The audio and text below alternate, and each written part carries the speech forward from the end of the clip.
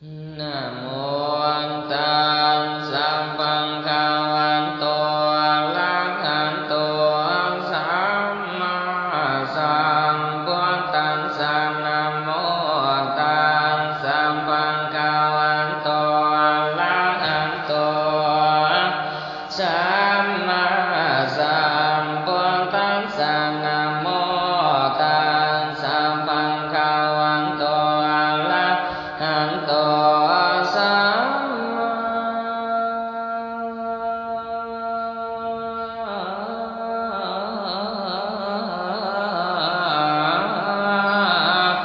สัมพุ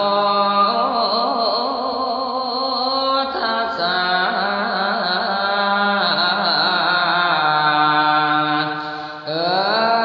พอแต่ตั้งนะโมแล้วเทศนาก่อยเสียว่านะโม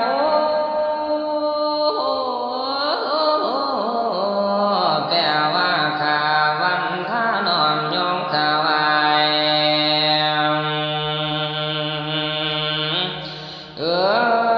ก่อนสิบรรลายเรื่องเทศและอวยพรขอเก้าบทเก้าตอนนอกว่ากันให้มันวนสาธุสอนผู้ฟังแล้วฟังไปให้ตวนเตรียมพิจารณาให้ถึงตวนฟังแล้วให้เห็นต้องเสือนพ่อแม่พี่น้องพ่อและแม่สาธุสอนฟังเอาเถิดสิ่งกันบนประโยชน์มีผลเกินการนี้ถือว่าเรื่องการต้นคอยสิว่าตามห้อยแต่งเป็นก่อนตามกันนอกต่อเติมให้เห็นเรื่องสาธุสอนผู้ฟังเรื่องสาลังเสียงผู้ทุกทานบำยาการฝากตอนสอนโอเชิญมาโน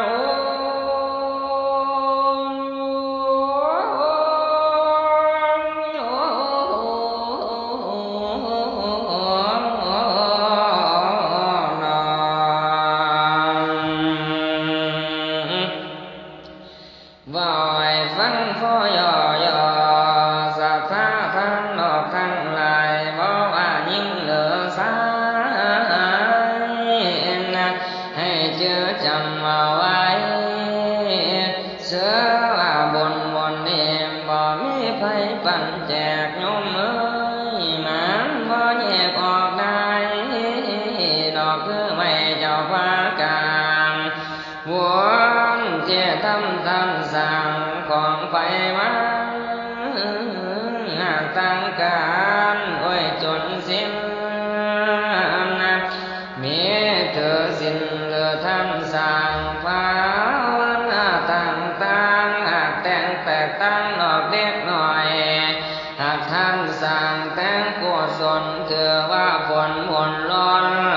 ทำบุญทำกุศ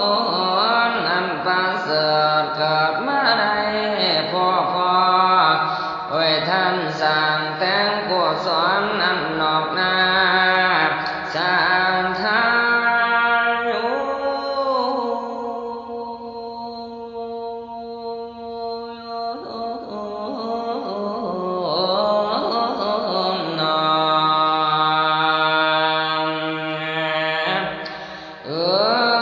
ขันเจ้าสั่งไปแล้วความนี้ให้อยู่ทรงอานิสงส์ให้ก็เกิดดอกน้ำเจ้ายาสู่ถอยถามคนงามทำเถื่อละเล็กเถื่อละหน่อยหนึ่งก็เป็นหลายใหญ่ถามโดนไปเสียสิ้นเป็นอาเจียนก็ทำได้สาธุสนจงฟังไว้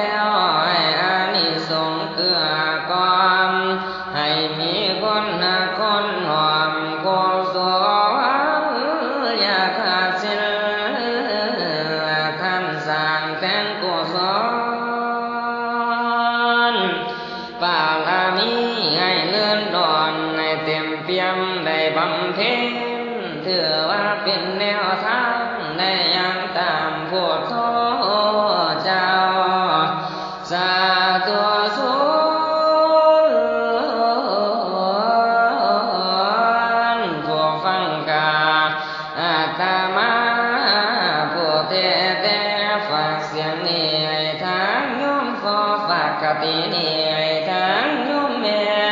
ทั้งญาติพี่น้องไม่สอนองเชิญมาโน้มน้อมเ